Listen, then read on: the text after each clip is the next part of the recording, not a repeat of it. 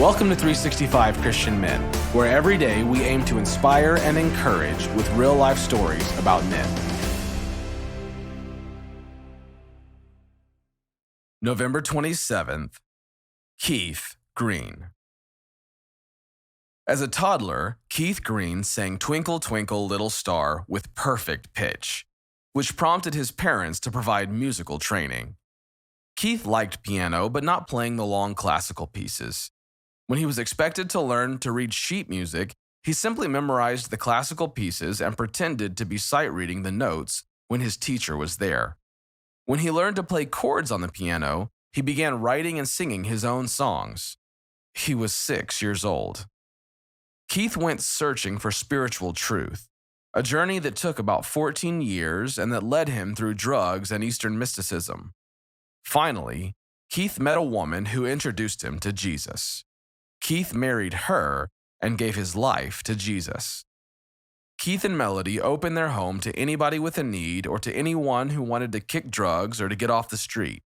Keith preached to them all, and their home became known as the Greenhouse. Even in concerts, Keith would say, "If you praise and worship Jesus with your mouth, and your life does not praise and worship him, there's something wrong." On this date, in 2001, Keith Green was inducted into the Gospel Music Hall of Fame.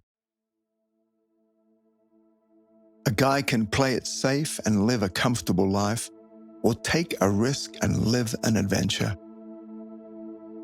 Keith Green's next move shook the music industry to its core. He's going to do what? Why? That's not generosity, it's foolishness. And not only that, it's going to make everyone else look greedy. As a Christian musician in the 70s and 80s, Keith Green set a high bar. His life reflected the words of his songs. He lived what he preached. Green had an intense love for Christ, along with a radical commitment to serve others. Most Christians steer away from radical Christianity. They live small lives and forget they are serving a big God. But Keith and his wife Melody decided that compromising their beliefs would be hypocritical.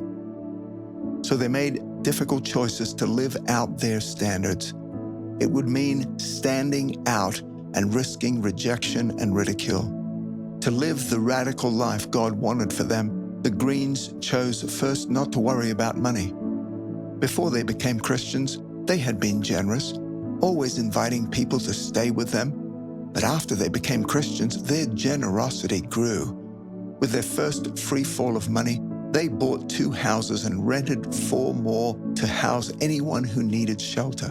Even in the hippie culture, which was still prevalent, this was a radical move. When Keith signed on with Sparrow Records, a Christian record label, money started pouring in. His albums shot to the top of the charts, and the Christian music industry took notice.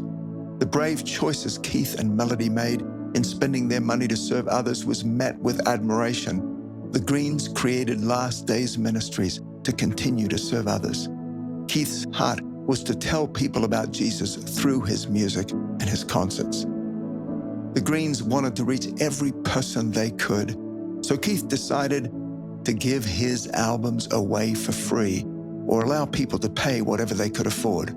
The Greens didn't want anyone left out because they couldn't afford an album. Last Days Ministries began sending albums to prisons and hospitals and all around the world.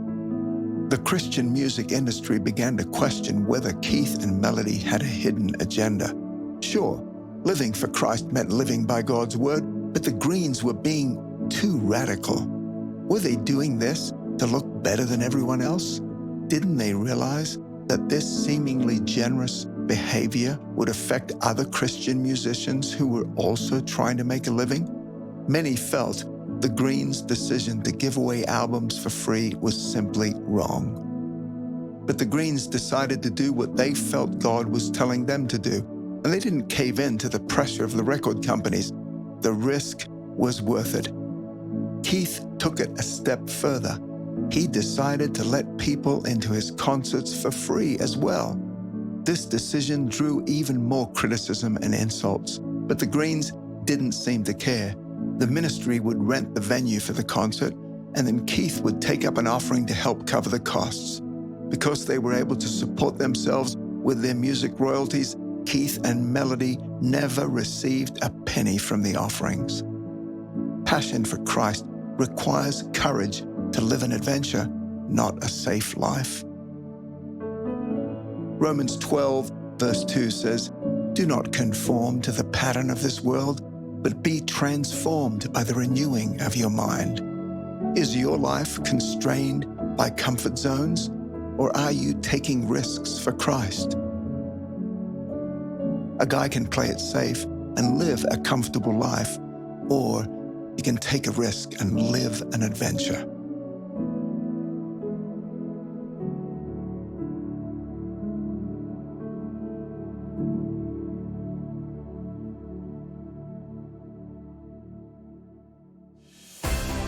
Thank you for listening to today's story.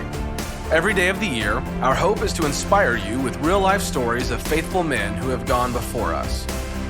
We are excited to announce that every 365 story is now available as an ebook and is available for purchase on our website at 365christianmen.com.